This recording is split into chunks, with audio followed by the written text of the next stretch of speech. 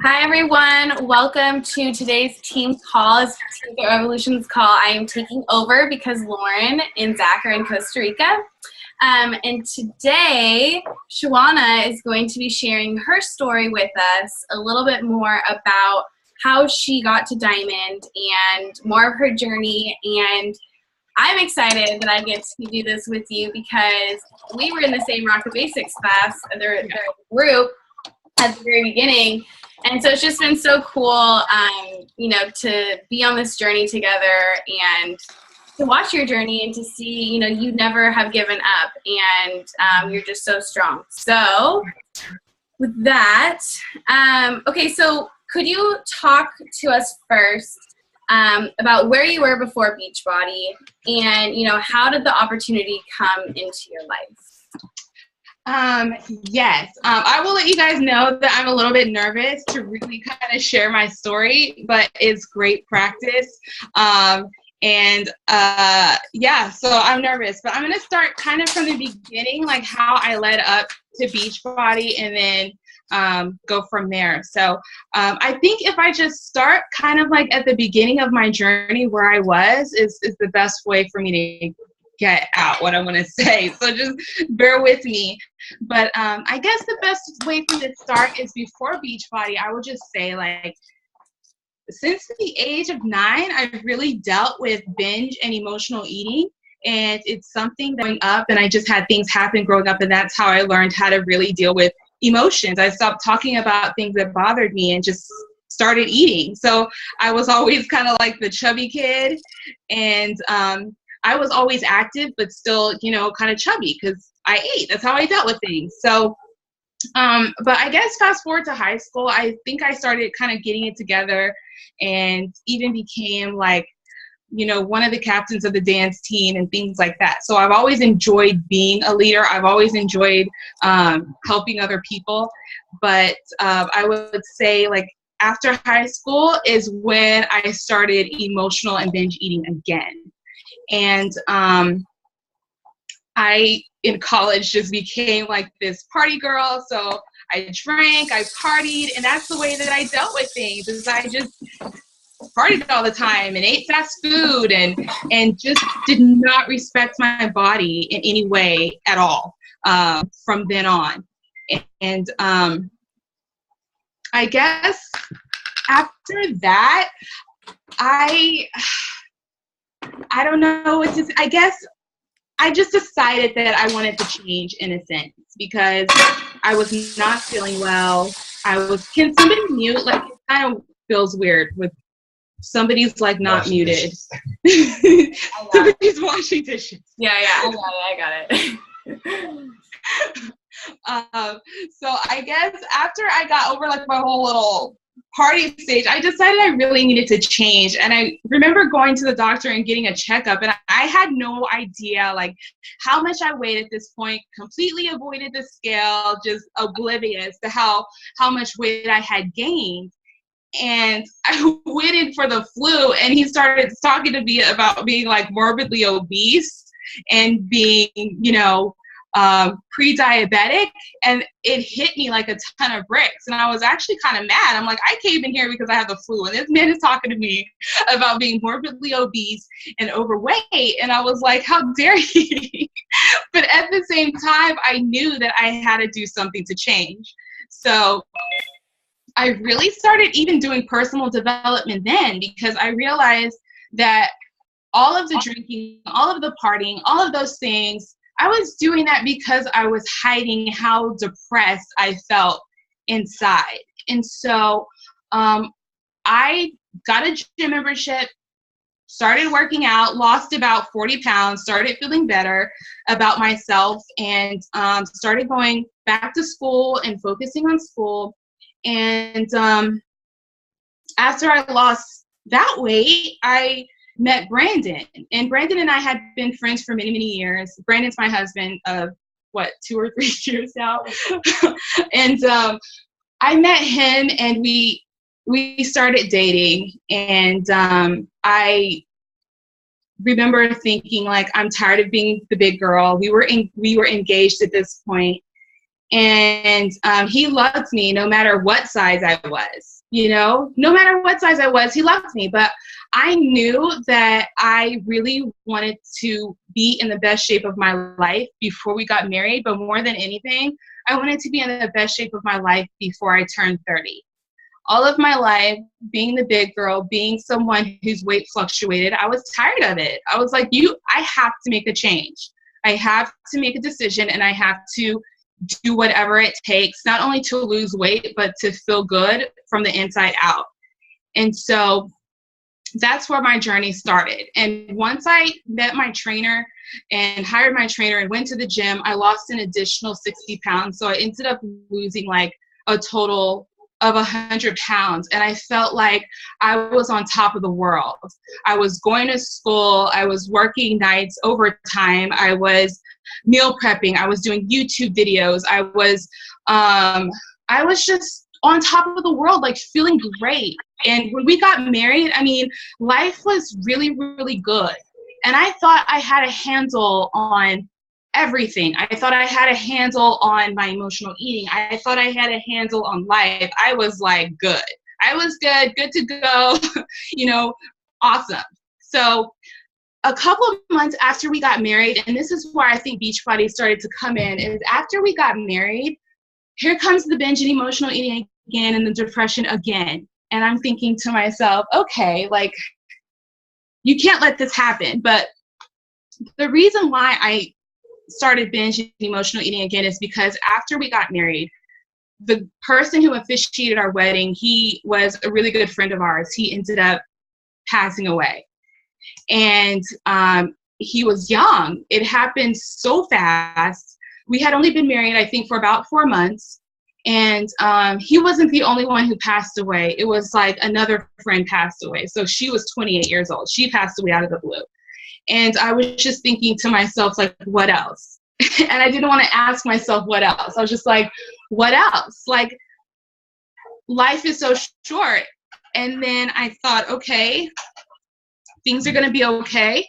But, Brandon, sorry, guys. But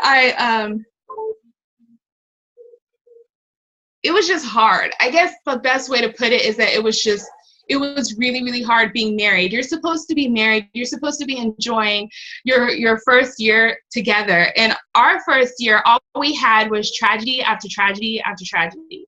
So after those two friends passed away, my grandmother and I were really close. We get a phone call in the middle of the night that there had been a fire.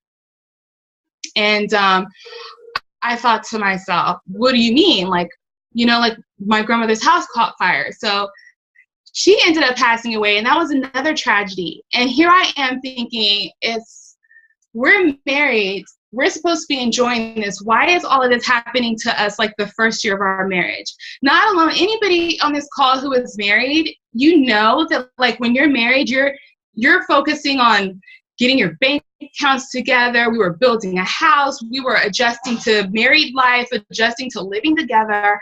And all of this stuff was in the mix. So the best way I knew how to deal with it was to go back to what I knew.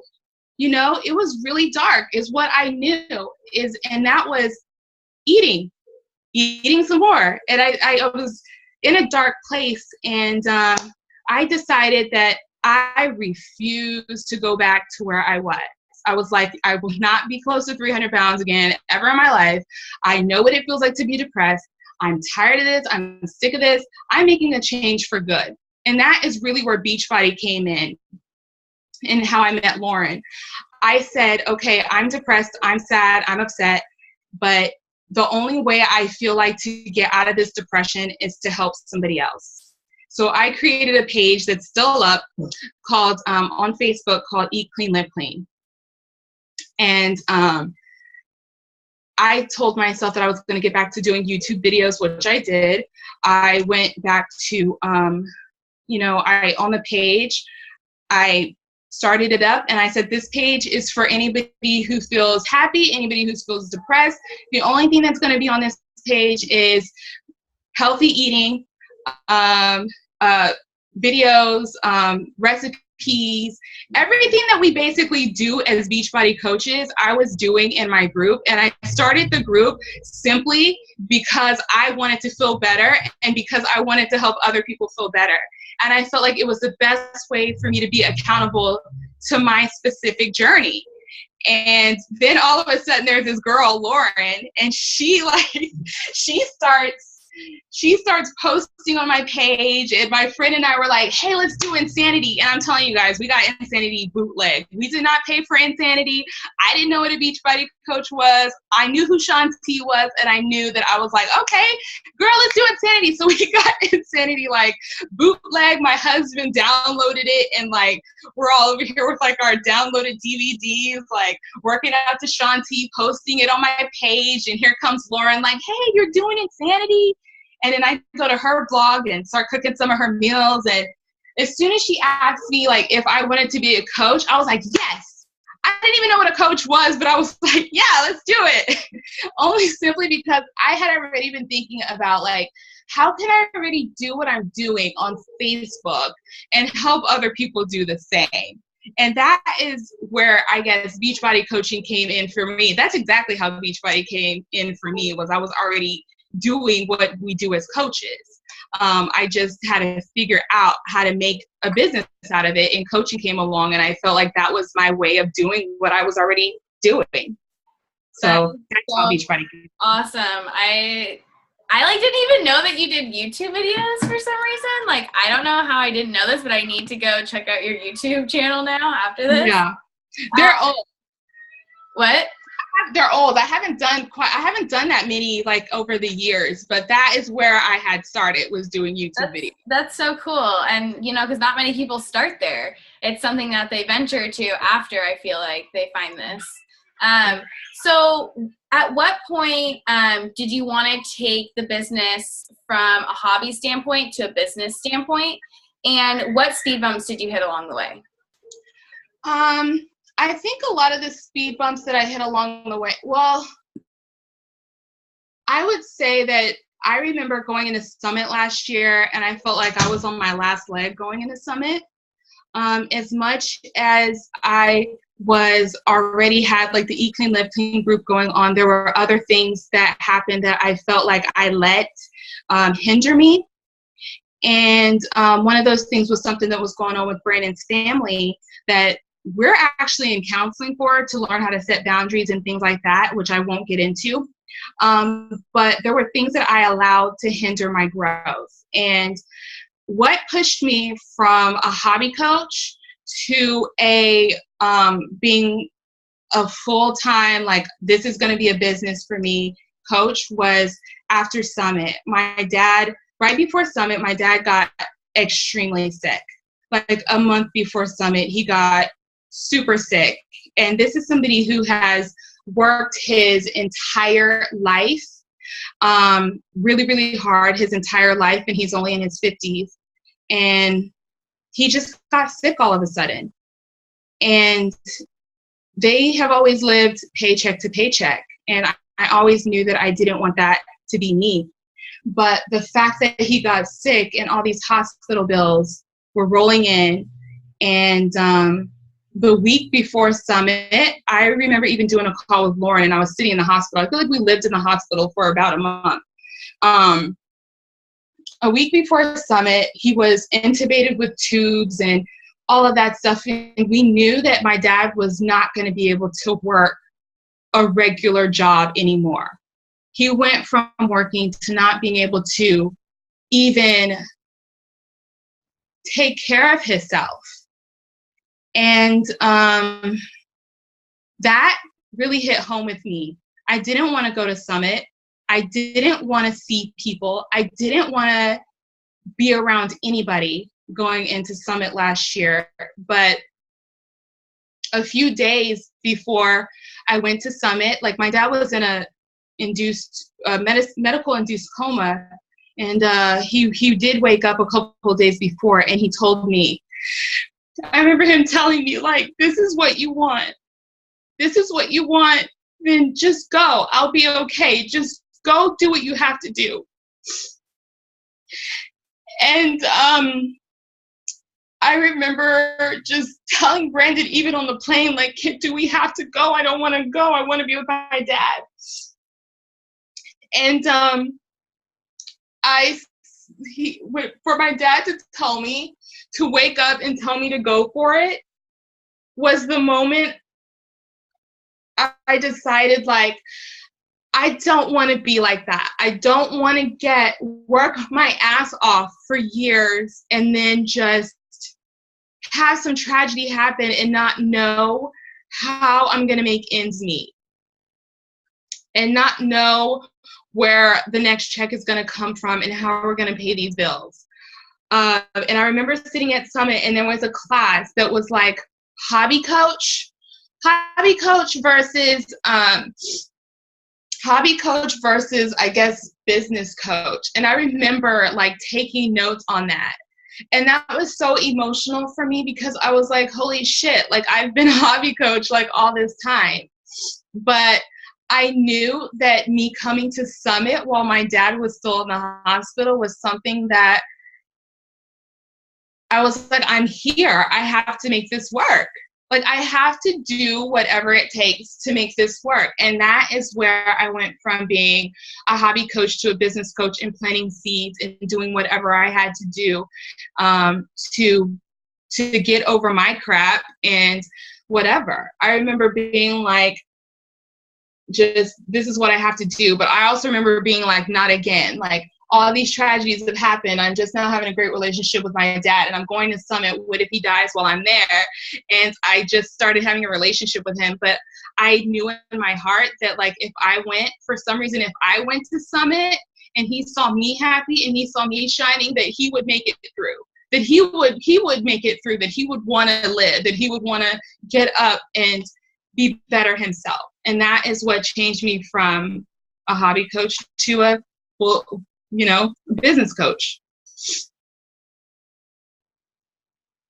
I remember meeting you. I was so happy, and Brandon was there, and yeah, I was at the party, and I was just so happy to be able to get him because they weren't going to let him in.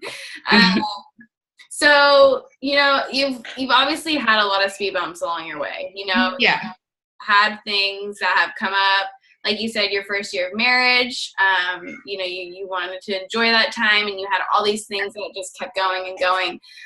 So what, I guess, would you say the one thing that kept you going was your dad and the fact of him seeing you happy in those hard times and those speed bumps? Or what would you say, really kept you going in those hard times? And also, how did you get to Diamond? Like, how did you get to Diamond? Because I know it was a few months ago. Yeah, March 20-something, I think. Mm-hmm. Yeah. Okay, so tell us how that happened. What kept me going is just what always keeps me going is just knowing that I want to be someone to let people know that no matter what you're going through or no matter what comes your way, that it's there to grow you and it's there to teach you, and that your life can be a teacher, can teach someone else, and your life can be something that can potentially keep someone else from quitting. So if I had quit, then, Amy wouldn't be here. If I had quit, then other people wouldn't be there. And I had people in my life who actually really care for me, who actually really support me. And I want to be that support for other people, but I just am not one to quit and give up. I'm stubborn as hell. And it doesn't matter how long it takes me to get where I want to be, like, I'm going to make it happen. So just not wanting to struggle like my parents have had to struggle growing up is something that keeps me going. I don't want to struggle. I don't want to have those types of hard times, and hard times may come your way, but I don't want it to be a financial struggle where I get to the ends of my life and I don't know how I'm going to make ends meet. So how I got to Diamond really is just planting seeds. When I was in the hospital with my dad, I was still planting seeds. I was still doing what I had to do. And although growth was slow for me, I just knew that I had to do it. And actually, I will say that Sarah tried when we went to, the retreat. I think that is where I stopped being afraid to ask people about the coaching opportunity. I was great at asking people if they wanted to be, you know, in a challenge group, you know, because that's where I was comfortable. But you got to get out of your comfort zone if you want to make shit happen. So I was like, I was just like, you know what, I'm just going to do it, because it is me being selfish if I don't ask people, or if I don't share with people the coaching opportunity, because it has endless possibilities. So stop being selfish, get out of your own way, stop being a jerk, and ask people about coaching. And so that is how I think I became Diamond, is just not being afraid to ask people anymore. Amen, sister. I remember that at the retreat we had the panel, and I think a lot of people took that away from the retreat, and you know, really stepped outside their comfort zone and was like, you know, I've pretty sure so many people have had, you know, their business bloom after that because of fear. Fear seriously gets in the way of so many endless possibilities, and you just have to get over that. And I don't think there's never a time where it's not necessarily scary. Like, you just have to get used to that and used to stepping outside of that. So how did this milestone change your business? You know, and where are you going to go from here? Like, what are your plans now? It has changed a lot of my business. I think it's really grown my belief in, okay, I can do this. Because I also remember a theme at the retreat was like, why not me? You know what I mean? And I remember thinking like, yeah, why not me? Like, why not me? And so it's changed like mostly my belief, and mostly just being able to share with my team and having the confidence to tell them that they really can do it. You know what I mean? Just having the confidence to really share with them and say, it doesn't matter what you've gone through, like, you can do this. As long as you just take the initiative, you have everything in front of you, utilize all the tools you have, and you can do it. I like going into Summit, like I said, it was crazy. It was, I didn't want to go last year. And this year I'm going in super excited about it. I went from like, totally forgetting to pay like my hotel fee when I was like standing in line at Vegas, and I had to come up with $700 on a credit card, to now being able to, you know, pay up front with, you know, not using a credit card, pay up front a house for my team and people who are and who are on my team. You know what I mean? So that has changed a lot. Like, it feels really good to be able to go in a Summit knowing that Beachbody paid for a house, and it was easy to do that. You know, so I guess that's it so awesome. Far. Yeah, no, and I think, you know, it'll just continue to grow, and it's really cool because it's kind of like, it's just the beginning, you know, it's that momentum. Yeah. And it's, like you talked about on the wake up call, you know, sometimes in this business, you're feeling like you're dragging a huge boulder up this hill, and then you eventually start to feel like you're walking down the hill. And, you know, it's not easy. Like, you've had so many milestones and so many, you know, things that could have stopped you along the way, but, you know, God's good, and he obviously knows that this is what your life is supposed to be like. So thank you so much for sharing this. Like, I don't know if anyone else cried, but I cried. So you are just awesome. And I was going to open it up to questions. If anyone had any questions for you, feel free to ask. And if not, no worries. No, none. Okay, well, that's fine. You did great. So I am going to stop the recording. All right.